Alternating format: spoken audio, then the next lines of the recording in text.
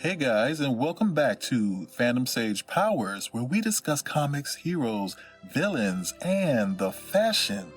We are jumping back into the Hellfire Gala, and just in time for the fireworks, with Planet-Size X-Men #1, right now. It's a bold plan, I admit. The question is, how exactly do we do it? What would it entail? Well, first, if it could be done, and that's a big if, you would need a lot of iron. Iron will not present a problem. Ha, fair enough. The issue is the atmosphere. You need a hot and heavy core to enable everything that dusty rock needs to support life. You'd have to crack the chest and perform open heart surgery. Then, assuming all went smoothly with Hope and Vulcan, you'd need to keep stirring the sauce. The molten iron core would need to be compressed for a long time by a tremendous power. Then you would need the X factor to kick in. The oven would be at the right temperature, but success is not guaranteed. Luck and time would need to be on your side, but you'll have Proteus and Hope, and that's even better. It's a fascinating question. Can a circuit of our most powerful mutants resuscitate a dead world? I think that can only be answered after the attempt. And we both know you will attempt it. I want to believe that the answer is yes. I always look forward to your visits, Forge. The next one will be up there. I know everyone back at the Hellfire Gala can hear me. Hello from Mars! Well, you were promised fireworks. Enjoy the snow. Krakoa's people, its friends, and its enemies are all gathered at the Hellfire Gala, promised to be the most consequential night in the storied history of mutant kind. And now, for the fireworks. I'm not sure what the problem is. Problems, Iska. Problems plural. Yesterday, a group of Iraqi mutants declared sovereignty over Chichibu and Saitama, Japan, because Ree, the Destroyer, attempted to enslave his new favorite master whiskey distiller. Oh, you speak of the humans, as though they should concern me. Rest assured that it concerns me, and therefore, it concerns you. What if, instead of war, we made something else? If we are of this world, we will leave our mark on it. This is what it means to be a mutant of Arakko. Take from that what you will. Hellfire has a problem, Eric. It's the humans, of course. What have they done now? There's a kink in the medicine supply line. As we predicted, humanity's thirst for our medicine is greater than we could initially provide. However, what we couldn't predict is that the medicines are being requested in higher concentrations. A double constraint on our main export means we will need more land. Unfortunately, we've lost our farms in the Savage Land at the worst moment. Something about human laws or some claptrap. X-Corp is making the matter a priority, but our factories are only days away from grinding to a halt. You are not the only ones feeling a pinch. Give me a few days. I will be able to solve several problems at once. I would like to commandeer the Mercury for a short time. Why, Eric, you surprise me. Is there something you're keeping from the Council?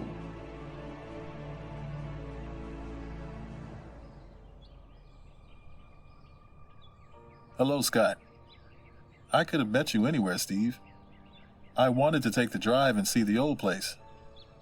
Oof. Well, this can't be good. Hit me. The landmass of Krakoa ballooned by 500%, with a second island, and satellite heat signatures indicating there are millions more mutants living in the South Pacific.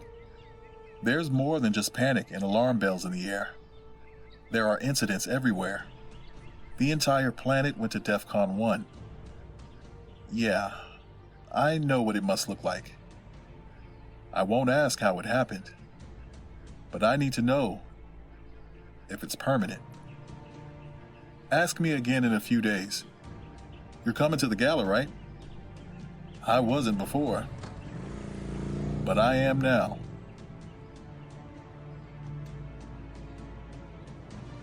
Earth is our home, but it is also our past. The future of mutantdom was always up there. But after our inheritance from the tournament in Otherworld, we must make tomorrow happen today. If we are to have dominion here, we must speak for Soul as well. I trust I have made it plain. Very well. I'll begin immediately.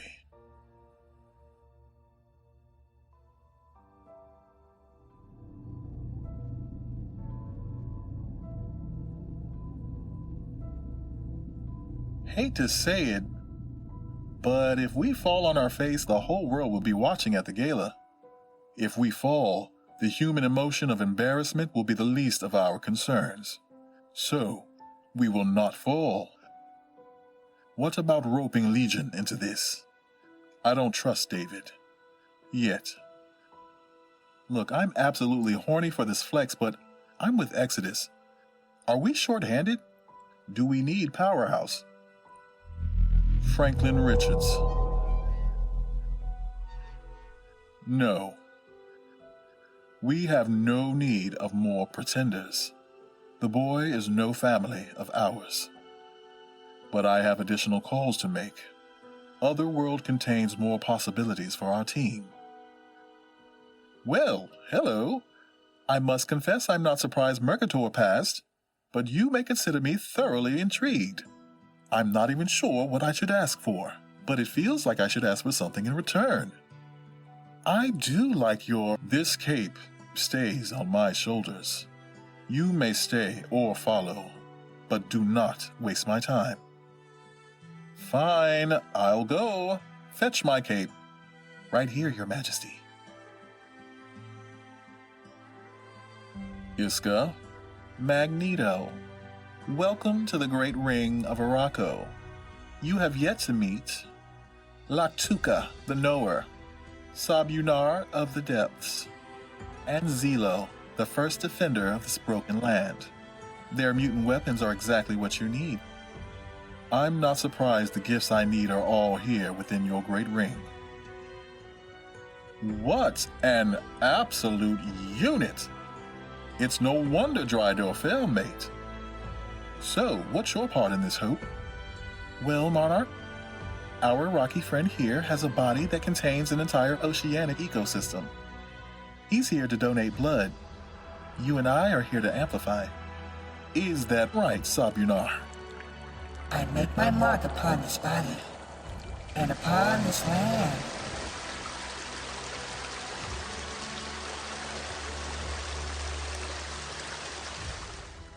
Explorer is the most advanced human scientific laboratory operating off Earth.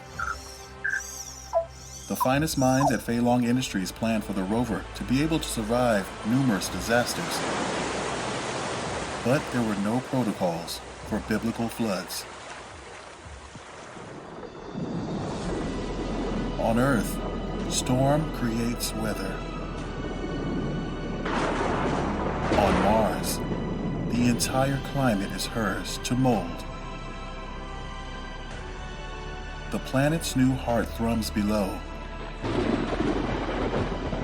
as her thunder rains from on high. The goddess marries the land and sea with winds that will nourish this mutant garden world forevermore.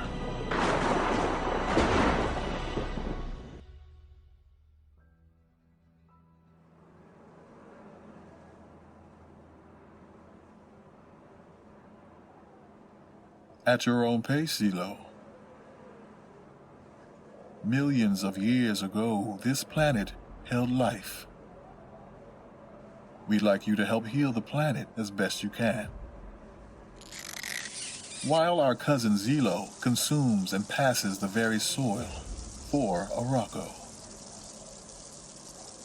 What takes the universe millennia to create, mutantdom accomplishes in mere hours.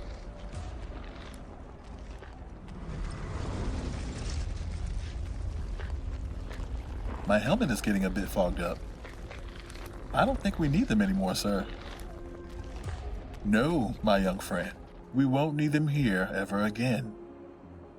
Now, for the dangerous part. Forgive my delay. I see you've met Loktuka. We have. Are you sure inverting the external gate and then teleporting it is the way to accomplish this? The one island is now two forevermore. The Araki must earn their spoils, or they will not be content. If we're just a tiny bit off, we'll blow right through the planet, or worse. Loktuka's gift is to know where everything is, including where and when to land. We're in good hands. Loktuka's mind. There's so much information. My God. Okay. Just breathe. When you're ready, Loktuka.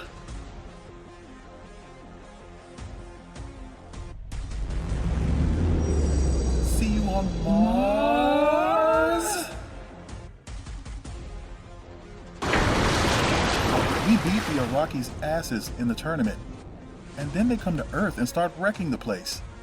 So now we're renovating a planet for them. For being an Omega-level telepath, you have a really small mind sometimes, Quentin. If the Araki hadn't fallen and fought, there wouldn't be a krakoa or Earth. Mars is a debt paid. Give them a break. They were at constant war. If this doesn't work, it better work, or it wouldn't be the first time millions of mutants got murked on an island, right? Oh!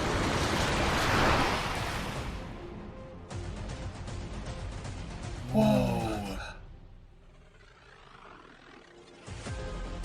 For the second time in as many weeks, Arakko is uprooted. Krakoa and its lush greenery remain rooted on the third planet in our system, while Arakko's red flora finds purchase on the fourth planet in the system. The external gate was aimed exactly on target, slingshotting the island millions of miles into space. The Araki fought bravely for every inch of land they ever held, and now perhaps their constant warring was at an end. That was quite an experience. Let's not do that again. Well done, Loktuka. I suspect we've saved mutant lives on both sides of the family tree. Loktuka expresses that they know what's in our hearts. Well, I think that's a good thing. The ocean of my blood roars. It teems with the offspring of the Sabunar line. The young will grow, evolve, and make war, as all Araki do. Dive in and prove your worth unless you are soft cowards.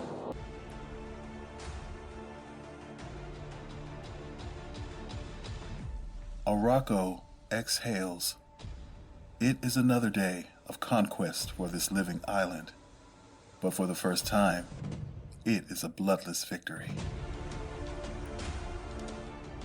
At dawn, Hellas Basin was one of the largest impact craters in the solar system.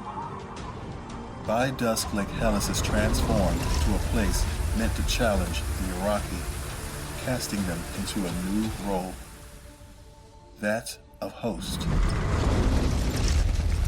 The Lake Hellas diplomatic ring is where the Sol system hopes to end wars before they begin. Diplomats will receive the full protections of their station while at Lake Hellas, but travel beyond its borders, and they will be subject to Araki law.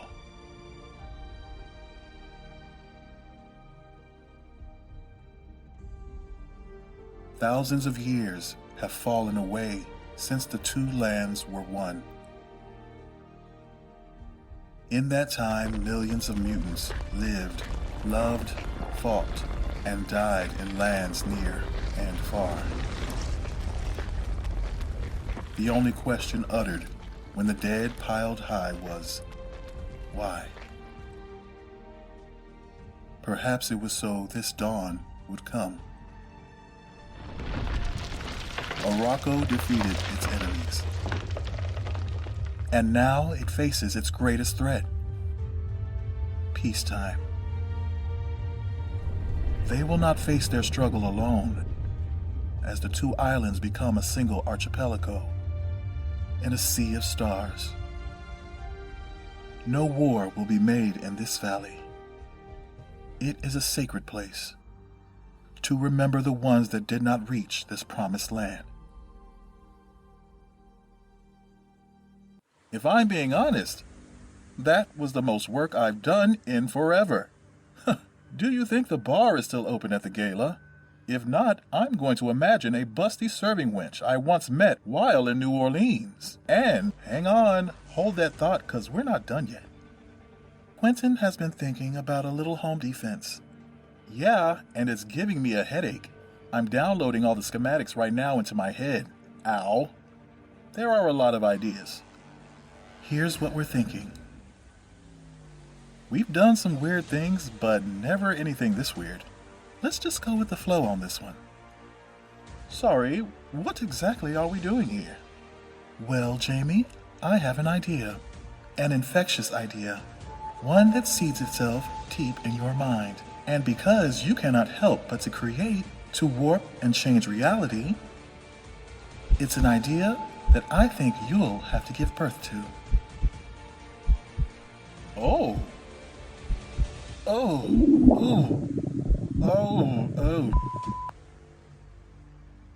Gene, is this what you thought would happen? Oh God, he took me literally.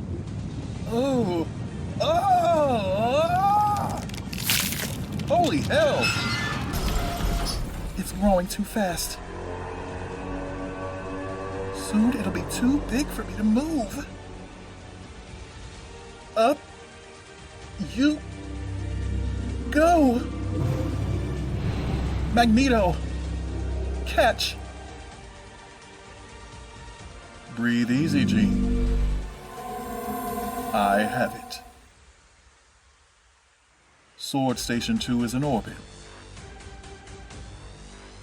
and ready to defend Arakko.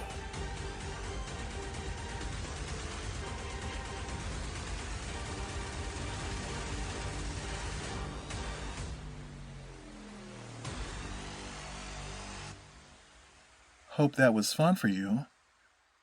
I'm pinching off your pain receptors while Elixir patches you up. Now you lot really know how to show a fella a good time. Somebody owes me supper. All right then, now we can show up to the party, fashionably late, right? Actually, I did have another idea. Oh my gosh, of course, that is so cool. Oh, very well. I assume it will need a control tower.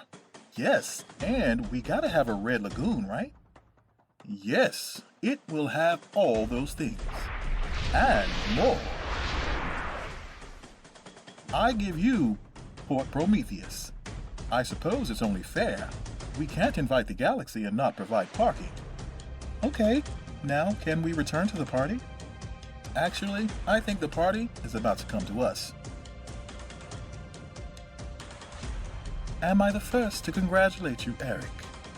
Indeed, though I suspect few outside our kind will celebrate the achievement. Humanity will be petulant, bleating performative complaints about the loss of a planet that would have remained out of their grasp for generations. Perhaps the humans will come to value this burial world of mutants that sits between them and the unknown. Charles, it's time. We are ready back on Mykides, Ororo. Then,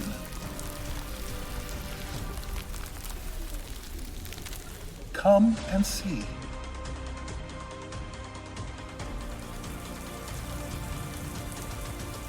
Rain. Not my doing. The planet is alive again. And these are her tears of joy.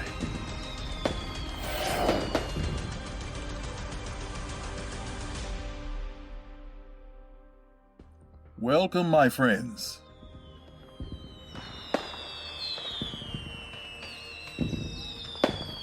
To planet Arakko.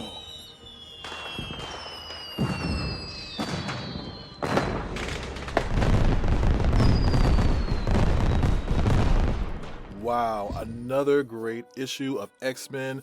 This is the third installment of the Hellfire Gala that I'll be doing. Anyway, so this is all about them terraforming Mars, showing the pinnacle of mutant excellence here. I love this issue so much. It really shows what mutants can do when they work together, especially a bunch of Omega level mutants, because basically what this issue was, this was like Omega Gang. I love that shot, Magneto in the Mercury with his team for this terraforming project. You got Storm, you got Jean, you had Kid Omega, you had Iceman, Exodus. You know, you had all the big hitters, and I thought it was a really cool conversation that they had as well, because they've never done anything on this level before, terraforming an entire planet in hours, mind you. They all feel a little bit apprehensive, like, okay, even as powerful as they are, the scale of this project. And they ask, you know, hey, do we need some extra help? Do we need Powerhouse? Of course, they were referring to Franklin Richards, which at this point in the continuity, he is not a mutant. We know now that once he was considered a mutant, but he was actually using his powers to make himself a mutant, basically. He is not a mutant, so when Magneto called him a pretender specifically, I thought that was very, very telling, and a kind of like a stray to Wanda as well. So I really think that she's going to pop up here shortly in the story. You know, again, she's already popped up once, but she didn't really have any interaction with any of the mutants. She was trying to make amends, and you know, they keep dropping this pretender name, so I already know she's going to get kind of woven into the story at some point as well. They did mention David, who is Legion, Professor Xavier's son. And you know what's interesting? That they have these reality warpers, they have matter manipulators, they have energy manipulators, they have Omega level telepaths, they have a lot going on here. They had Elixir, you know, who has the Omega level bio manipulation, basically can heal and stimulate biology, basically. They had some help from the Arakko mutants, who are stupid strong as well. We got to meet Loctuca, the knower. Really cool design. Love Loctuca. Sabunar was fun. I had to try to kind of come up with a voice for him. I really didn't know how I wanted to sound for Sabunar, so I settled on something kind of cute sounding, but he is kind of big and scary, but he kind of cute in a way. And then you have Zelo, who doesn't really speak, but it's just like, I don't know what Zelo is. Zelo is like a mass of, I don't know, worms? I don't know what it is. They all in conjunction just kind of help terraform this planet, and I think this is really, really cool issue. No wonder the humans were upset at the end of this party, at the end of the Hellfire Gala. Mind you, the whole time this is going on, the Hellfire Gala is going on Earth, and they're doing this to kind of present at the end of the night.